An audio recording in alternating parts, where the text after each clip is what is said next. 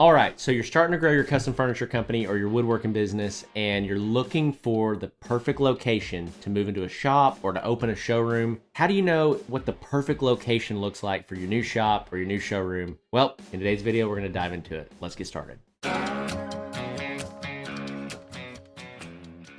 All right, welcome back to the channel. Welcome back to the podcast. As always, I'm your host, Zach Vaught. Super excited that you're hanging out with me today. And we're gonna dive into how do you know what the right location is for your custom furniture company? You know, when you're trying to move into a new shop or you're trying to move into a showroom, you know, how do I determine what the right spot is? Do I want like prime real estate that has, 10,000 people that walk by it every single day? Do I want something that's tucked away off the road? How do I make that decision? So today I'm gonna give you 5 different thoughts around picking the right location for your shop or your showroom or both. And so the first one that I wanna really encourage you with and challenge you with is that you don't need a lot of foot traffic.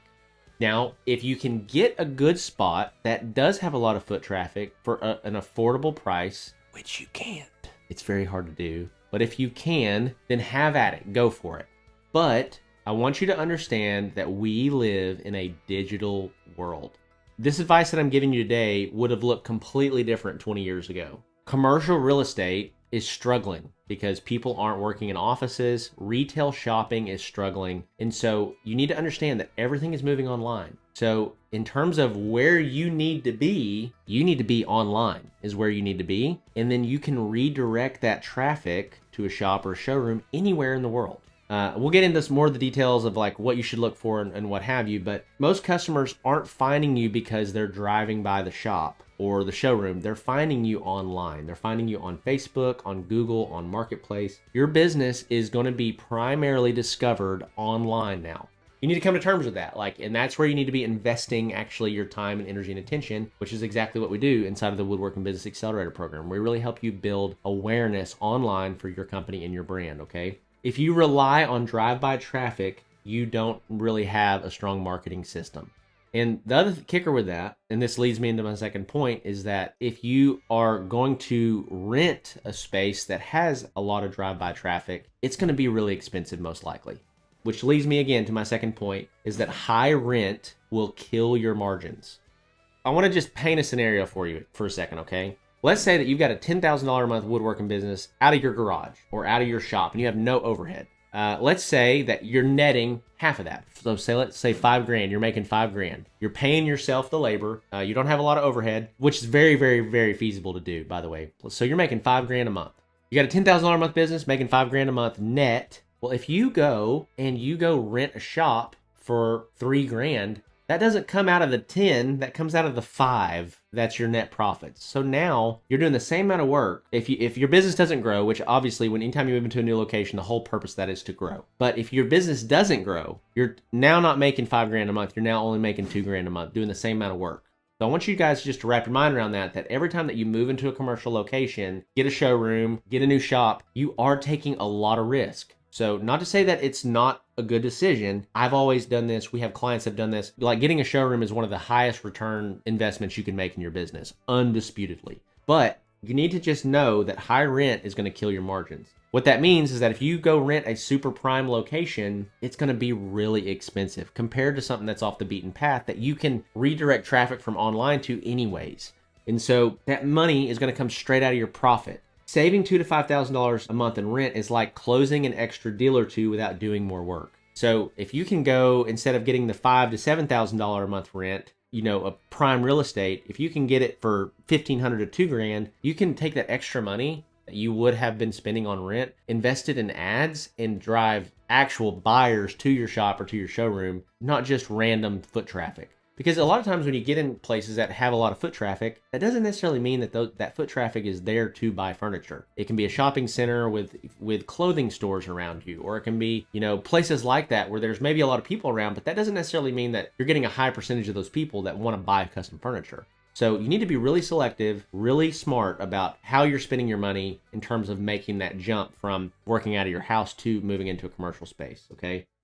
Hey, quick interruption because this video is sponsored by Chaseless. And if you have ever gotten a new lead in your business, talk to them maybe one time and then the conversation just goes cold, you're just like all of us, right? You're facing the same exact problem that we have all faced. And you don't have a lead problem necessarily if you're running paid ads, if you're driving traffic to the business, you have a consistency and follow-up problem, which, just to let you know, is totally human. Nobody loves to follow up with leads. Nobody loves to chase leads around. That's why we came up with the name Chaseless for the product, because what it's going to do is it's going to handle your leads from the moment that they come in until they either book an appointment, they book a phone call, or they tell you to leave them alone. And so because of this, no more handling leads, no more stopping what you're doing, no more interrupting the important project that you're working on or time spent with family. It's going to handle all this for you, and it's going to give you qualified leads that have booked appointments with phone numbers, and you know what they want. And so this is going to completely change how you do business. And so I want to invite you, if you're interested, to check out chaseless.io/WW. As you go there, you can learn more about the product, and you can even schedule a demo to meet with me or meet with a member of my team. And we're going to go over this with you and show you how this can change how you do business on a day-to-day basis. So with that, back to the video. Number 3 is that your shop can be anywhere. It can be literally anywhere. It can be in an industrial park. It can be on a back road. You can build a shop, pour a slab, and build a shop in your backyard, which, by the way, just so you know, is usually the best way to go about it. If you're building a successful business and you've got a backlog of work in front of you, a lot of times you can go to a bank and say, hey, this is what my financials look like. I want to build a shop. This is what I'm anticipating. You pour a slab, you put up a shell, you put some insulation in it, you put a couple garage doors in it, and electricity, obviously. But you can have a pretty great shop for 100 to 180. You know, it depends on how big you want to build it, but you can build a 2,000 square foot shop around or right under 200 grand. And the mortgage on something like that is going to be, $1,200 a month. And so that's pretty feasible, pretty doable. And it increases the property value of your personal home, right? You got to have land to be able to do that, obviously. A lot of you guys are watching this, you're like, man, I live in an apartment, or I live in the middle of the city, right? You can't do it necessarily in those environments, but that's a really good way to expand and do it in a financially savvy way. But your shop can be anywhere. It can be anywhere if you can drive traffic there. So I want to just say that. It can be anywhere if you can drive traffic there, and you drive traffic with online advertising and marketing. So you don't need a great location. You need a way to get people to your location. And so just so you guys know, with my custom furniture company, we got a showroom that was off the beaten path a little bit. It was in a shopping center, but it wasn't a very trafficked shopping center. But our objective, what we tried to end up doing was trying to book 5 to 10 showroom appointments a week. That was kind of our driving measure of success, because we knew if we could book appointments and people would show up for these appointments, there's about an 80 to 90% chance we're going to buy. That became kind of our primary metric of success, of like, how many appointments are we booking online per week? And so once we figured that out, that became what all of our ad spend went toward. And so we got to the point where we're having, 8 or 10 new leads coming into our business a day. And our primary objective was to get them to make the trip. We would offer to pay for their fuel for free, because we knew, again, there's a really good chance that I might pay $50 or $80 in gas to get this person here. But if they get here, they're probably going to buy a $3,000 to $5,000 dining table set. And so your shop can be anywhere. You just got to be able to drive traffic to it. So what actually matters when it comes to getting a shop are a few things. And so it needs to be easy to find. So like if it's super hard to find or super hard to get to, that's going to cause friction for your customers that you're connecting with online and you're trying to get them to the shop or to the showroom. Number 2 is that it needs to be clean and professional, and it needs to be in a safe place, right? So like if you go get a shop in the roughest part of town, it's not a good vibe. You're probably going to have a tough time selling. You want your shop to or your showroom to be in a safe place. It needs to be clean, it needs to be professional looking when people roll up, and it needs to be functional for building and doing deliveries. So like you need to have garage doors, loading docks, ideally, if you're trying to move into a commercial space, or the showroom needs to be in a place where it just is practical for people to show up, walk in, and it makes sense for them.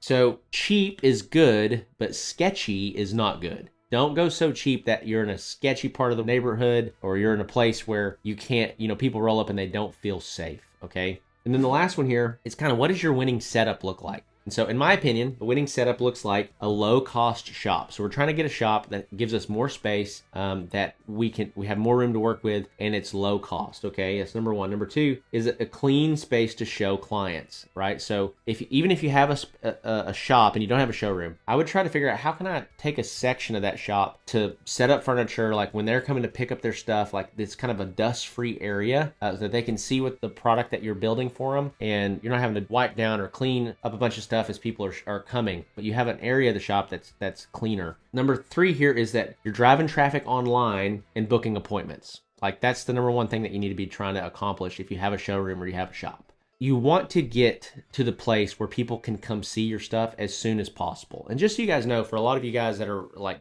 still working out of your garage, you can close deals out of your garage, just so you know. A lot of people think, oh, well, I don't need to try to have people meet me here until I've got a commercial space or I've got a showroom or whatever. You can make anything an advantage. Okay, so if you're working out of a garage, the advantage is, hey, I don't have a lot of overhead, so I can offer you better prices, and I can get this stuff to you faster because I don't have a team. I'm not worried about all that stuff. It's just me, and this is all I do. Then if you get into a commercial space, the advantage can be, hey, yeah, we have a team that they're here Monday to Friday, 8 to 5. They're hammering stuff out. We can get this to you faster. The reason that we're able to have a space like this is because we've done such a good job with all the customers that we've had that we've been able to grow and been able to scale and move into a nicer space. Any situation that you have, there's a way that it can be an advantage. And there are legitimate advantages to being small. There are legitimate advantages to being big and everywhere in between, okay? So I would say to you guys as we wrap this video up, the guys who win aren't in the best locations. They're the ones who control their lead flow the best. This is a perfect place for me to pitch the Woodworking Business Accelerator program because this is what we help them do. We help our clients drive more awareness and more traffic than ever before to their custom furniture businesses. And so if that's you, I want to invite you to check it out. It's the 3rd link in the description below, and you can start really growing something substantial immediately as you join that program.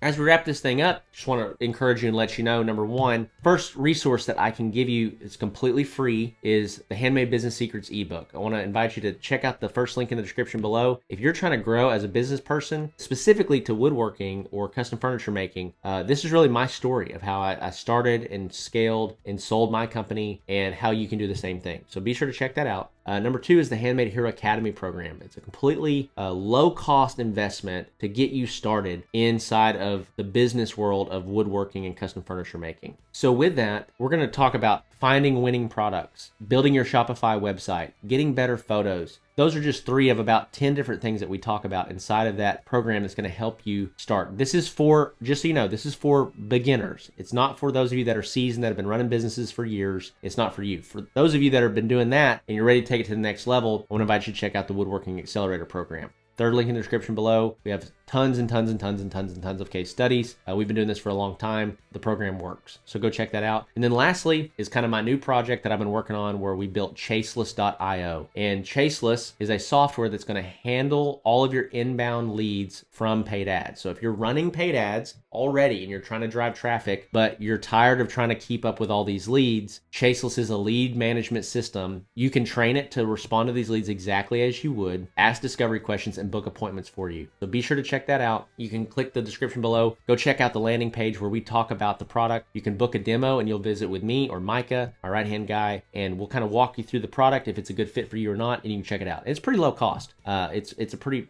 fair monthly investment if you're already driving a ton of traffic and you have leads falling through the cracks, or you're tired of following up and you just lose motivation, or you're just tired of handling the leads at 9 o'clock at night when you're trying to tuck your kids in, right? So with that, love and appreciate you guys as always, and I'll see you in the next one.